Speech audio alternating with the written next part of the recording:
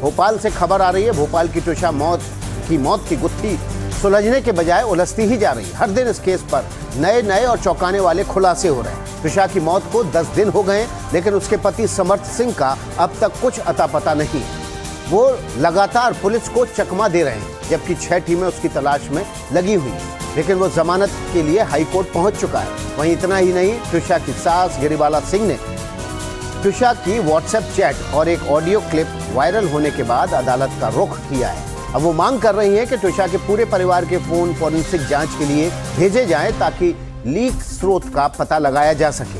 हालांकि ट्यूशा की सास भी एसआईटी के शिकंजे में है, तो वहीं ट्यूशा की दोस्त प्राची ने एनडीटीवी पर कई बड़े हैरान करने वाले खुलासे किए हैं। इन सब खबरों को हम आप तक एक एक करके पहुंचाएंगे। पहले इस मामले से जुड़ी आज की सबसे बड़ी खबर आपके सामने रख देते हैं।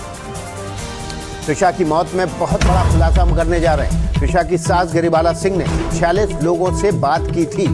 ये बात ट्यूशा की मौत के अगले दिन हुई थी। 46 लोगों से ये बातचीत उन्होंने की थी। जिन लोगों से फोन पर बात की, उनमें पुलिस प्रशासन और न्यायिक सेवाओं से जुड़े लोग शामिल थे, लेकिन 2 नाम प्रमुख थे। सीसीटीवी टेक्नीशियन रोहित और विनोद वानी, जो सीसीटीवी सिस्टम संभालने वाली कंपनी के मालिक थे। उपलब्ध जानकारी ये आ रही है कि गिरिबाला सिंह ने घटना के अगले दिन यानी 13 मई को शाम लगभग 4 बजे रोहित को फोन किया। विनोद वानी को कथित तौर पर दिन भर में 3 बार फोन किया गया। इन दोनों फोन कॉल्स के दौरान उन्होंने कथित तौर पर केवल इतना बताया कि उनके घर पर एक दुर्घटना हुई है और उनसे तुरंत किसी को वहां भेजने के लिए कहा जाए।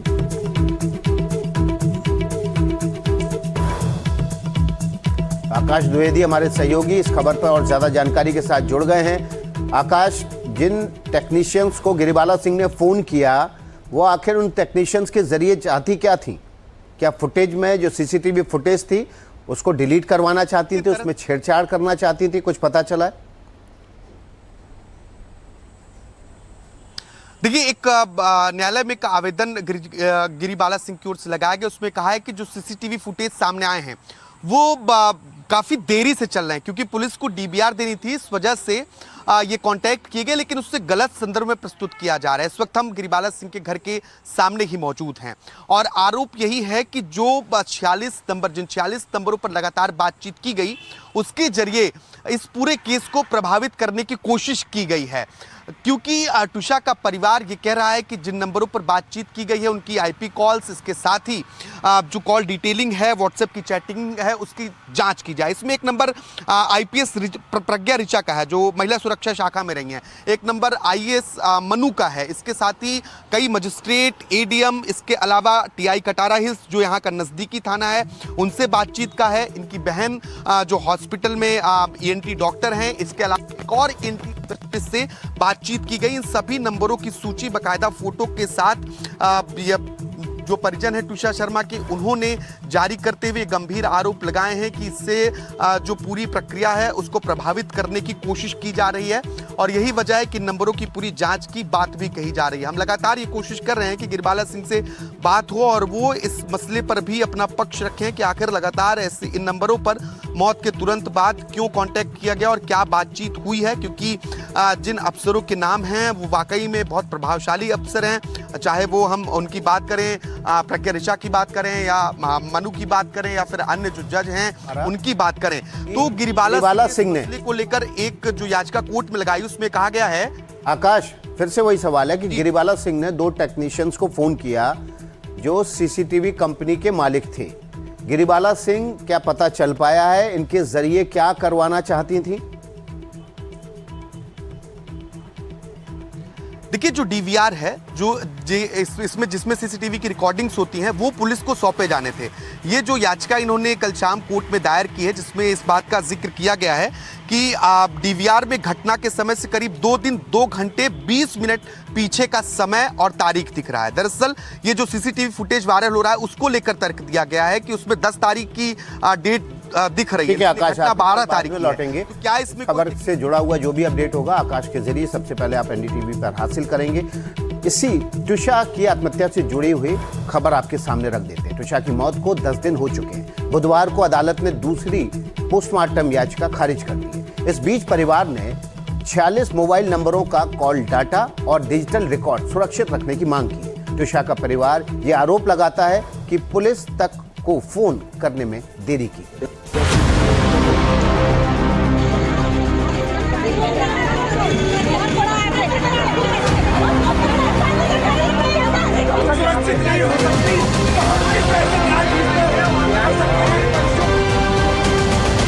त्विषा शर्मा के साथ आखिर क्या हुआ जिसके बाद उसने अपनी जान दे दी।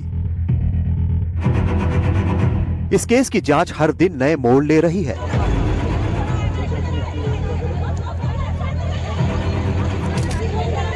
इस बीच त्विषा का एक नया वीडियो सामने आया है जिसमें वो अपने कुत्ते के साथ कमरे में नाचती दिख रही है। बैकग्राउंड में धार्मिक गीत बज रहा है। इस वीडियो में वो काफी खुश दिख रही है। ये वीडियो कब का है ये पता नहीं चल पाया है। 12 मई को त्विषा की मौत हो जाती है। पोस्टमार्टम रिपोर्ट में तो मामला आत्महत्या का ही बताया जा रहा है, लेकिन त्विषा के घर वाले दूसरा पोस्टमार्टम दिल्ली में कराने की मांग कर रहे हैं। हालांकि बुधवार को कोर्ट ने उनकी ये मांग खारिज कर दी। इस सब के बीच दोनों ही पक्षों की ओर से आरोप प्रत्यारोप का दौर जारी है। त्विषा का परिवार मांग रहा इंसाफ। क्या 46 नंबरों में छिपा है त्विषा की मौत का राज? इस पूरी जांच में अब 46 नंबरों ने एंट्री मारी है। वो 46 मोबाइल नंबर जिनके अंदर त्विषा की मौत से जुड़े बड़े राज होने की आशंका जताई जा रही है। त्विषा के परिवार की ओर से ये आरोप लगे हैं कि ससुराल पक्ष ने अपने रसूख का इस्तेमाल करते हुए जांच को भटकाया, सबूतों से छेड़छाड़ की, सही बात सामने न आए इसके लिए हर उस जगह फोन किया जहां से मदद मिल सके। अब त्विषा के परिवार ने 46 मोबाइल नंबरों की एक सूची सार्वजनिक की है। आरोप है कि ये सभी नंबर बेहद प्रभावशाली लोगों के हैं। इन नंबरों पर घटना के तुरंत बाद सबूत मिटाने के लिए कॉल किया गया। ये भी आरोप लगाया है कि इस लिस्ट में 2 नंबर सीसीटीवी लगाने वाले लोगों के भी हैं। इन नंबरों में परिवार, घरेलू कर्मचारी, ड्राइवर, करीबी सहयोगी और घटना से पहले और बाद में जुड़े लोगों के नंबर भी शामिल हैं। कई जजों और रसूखदार लोगों के भी नंबर होने का दावा किया गया है। त्विषा के घर वालों का दावा है कि उसकी मौत के अगले ही दिन उसकी सास और पूर्व जिला जज गिरिबाला सिंह ने मामला छुपाने के लिए लगातार फोन किए। परिवार ने 46 मोबाइल नंबरों के call detail record, location data, WhatsApp और डिजिटल मेटा डेटा सुरक्षित रखने की भी मांग की है। आज त्विषा के परिजनों ने 46 नंबरों की एक सूची जारी करते हुए आरोप लगाया कि त्विषा की मौत के बाद गिरिबाला सिंह ने इन नंबरों पर कांटेक्ट किया। आरोप यह है कि ये नंबर मजिस्ट्रेट, जज और पुलिस के बड़े अधिकारियों के साथ ही सीसीटीवी इंस्टॉल करने वाले लोगों के हैं। आरोप यह है कि पुलिस को सूचना देने के बजाय गिरिबाला सिंह ने इस पूरे जांच को प्रभावित करने की कोशिश की और यही वजह है कि परिजन लगातार रीपोस्टमार्टम की मांग कर रहे हैं। पुलिस का कहना है कि हर पहलू से जांच हो रही है। देखो, वो तो हम इन्वेस्टिगेशन में जो ज़रूरी है वो कर ही रहे हैं। हाँ, बाकी आप जिसकी बात कर रहे हैं कि किसी ने किसी से बात किया है, उस बारे में मेरा यही कहना है कि जो भी रेलेवेंट चीज़ें होंगी इन्वेस्टिगेशन में, उन सब पे हम जांच करेंगे। त्विषा के परिजनों का आरोप है कि पहले दिन से ही जांच में हीला हवाली की गई। सीसीटीवी फुटेज से भी छेड़छाड़ के आरोप लगे हैं। त्विषा की मौत 12 मई की रात को हुई, लेकिन सीसीटीवी में तारीख 10 मई की दिख रही है। जानकारी के मुताबिक एफआईआर में त्विषा की मौत का समय रात 10:50 दर्ज है। वहीं त्विषा के घर के सीसीटीवी फुटेज में शाम 7:20 पर उसे छत पर जाते हुए और रात 8:20 पर उसकी बॉडी को नीचे लाते हुए देखा गया। घर वालों ने जांच और निष्पक्षता पर सवाल उठाए हैं। घर वालों के मुताबिक उन्हें एफआईआर दर्ज कराने के लिए चक्कर काटने पड़े। 12 मई की रात त्विषा की मौत हुई, जबकि 15 मई 2026 की सुबह 2:36 पर एफआईआर दर्ज की गई। सबूतों की अनदेखी के आरोप लगे हैं। ये आरोप लगाया गया है कि आत्महत्या दिखाने की कोशिश की गई। त्विषा की लंबाई और उसकी जन्मतिथि गलत लिखने के आरोप हैं। एनडीटीवी ने अपनी पड़ताल में पाया था कि त्विषा के ससुराल से नजदीकी पुलिस चौकी करीब 100 कदम की ही दूरी पर थी। त्विषा का घर है और हम आगे बढ़ रहे हैं पुलिस चौकी की तरफ। तो यानी कि कोई दौड़ कर भी आता, 5 मिनट नहीं लगते पुलिस तक मदद मांगने के लिए। और जब पति ने, सास ने देखा कि त्विषा लटकी हुई है फांसी में, अपनी जान देने की वो कोशिश कर रही है, तो मदद के लिए तुरंत उन्होंने क्यों नहीं यहाँ पर किसी को भेजा और क्यों नहीं किसी पुलिस वाले को बुलाया कि देखिए हमारे घर में ये बड़ा हादसा, ये बड़ी ट्रेजेडी हो गई है और आप इसके बारे में कुछ करिए। तो ये तमाम सवाल उठ रहे हैं। देखिए, ये रियलिटी चेक है। कितने कदम लगे मुझे? करीब 100 कदम, और मैं इस पुलिस चौकी में हूँ। इस पुलिस चौकी में बताया जाता है रात को तैनात रहते हैं पुलिस कांस्टेबल्स यहाँ की निगरानी करने के लिए, और उस रात भी यहाँ तैनाती रही होगी। वहीं ट्विशा के पति को अब तक पुलिस नहीं पकड़ पाई है। हालांकि पुलिस का कहना है कि ट्विशा के पति समर्थ के खिलाफ लुकआउट सर्कुलर जारी कर दिया गया है। जानकारी देने वाले के लिए इनाम की राशि भी बढ़ाकर 30,000 रुपए कर दी गई है।